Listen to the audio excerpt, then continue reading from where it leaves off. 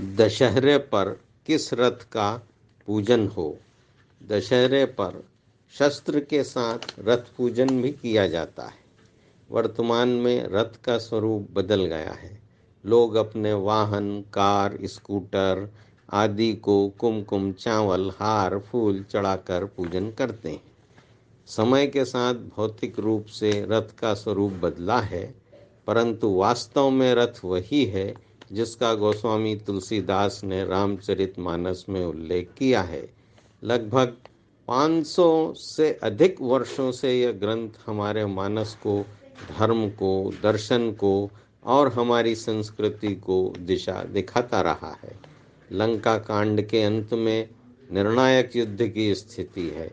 महाबली रावण दिव्य अस्त्रों से संपन्न होकर दिव्य रथ पर आरूढ़ है। रावण के बल, शक्ति और साधनों से भली भांति परिचित विभीषण व्याकुल और अधीर है। वह देख रहा है कि राम के चरणों में तो पादुका भी नहीं है। रावण रथी बिरथ रघुवीरा, देखी विभीषण भयउ अधीरा।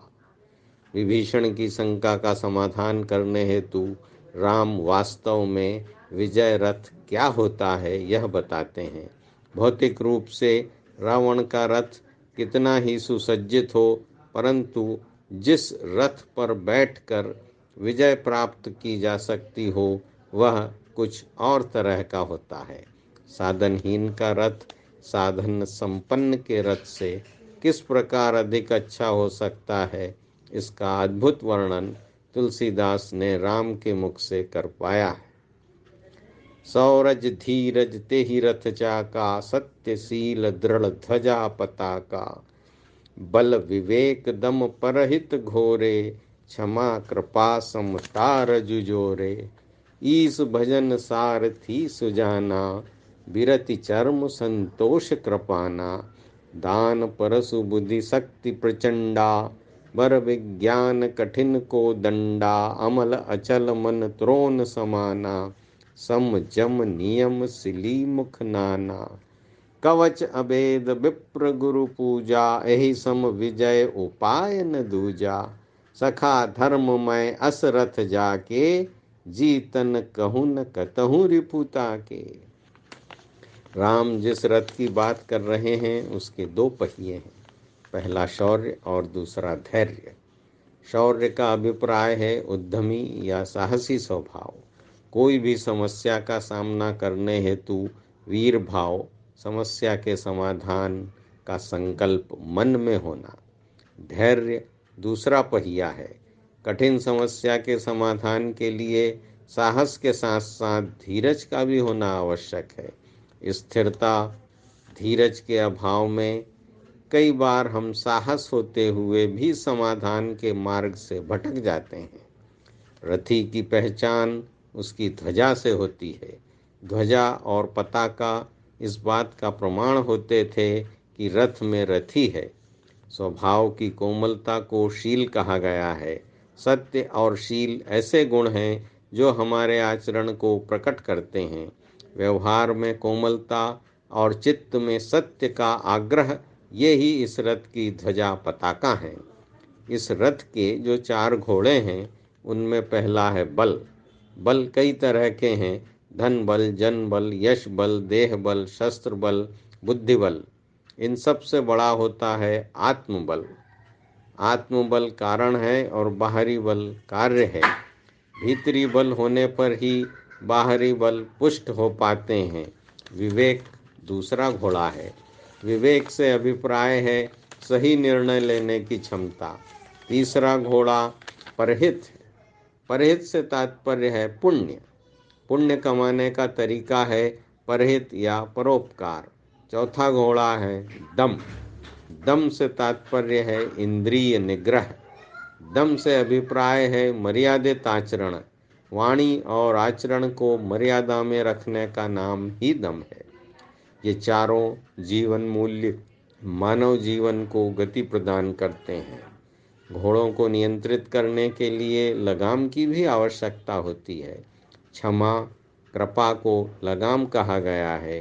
परोपकार के साथ कृपा की भावना होना चाहिए। कृपा परहित रूपी घोड़े की लगाम है। समता भी लगाम है। चित्त में समता होने से विवेक प्रबल हो जाता है। समता आने से चित्त व्यापक और उदार हो जाता है। बल क्षमा से, परहित कृपा से और विवेक नियंत्रित होता है समता की लगाम से। दम के लिए अलग से लगाम की आवश्यकता नहीं है। दम स्वयं में ही नियंत्रण की वृत्ति है। सारथी का भी अच्छा होना आवश्यक है। भजन से अनुग्रहित बुद्धि सारथी है। वैराग्य को ढाल और संतोष को तलवार कहा गया है। जब जीवन में वैराग्य की ढाल होती है तो तब विषयों के आकर्षण का आक्रमण आपका बचाव करता है। रागी मनुष्य की दुर्बलता वैराग्य की ढाल से दूर हो सकती है। तलवार का काम काटना है और संतोष प्रलोभन को काटता है। इसीलिए संतोष को कृपाण कहा गया है। दान को परशु कहा गया है। परशु का काम भी काटना है। दान भी द्रव्य दोष को काटता है। सात्विक बुद्धि भविष्य में आने वाले दुखद परिणामों से बचा सकती है। ये सब योद्धा की शक्ति होते हैं। त्रोन यानी तर्कस। जीवन संग्राम के योद्धा का तर्कस उसका मन होता है। इसलिए कहा गया है कि मन निर्मल और एकाग्र, अमल, अचल होना चाहिए।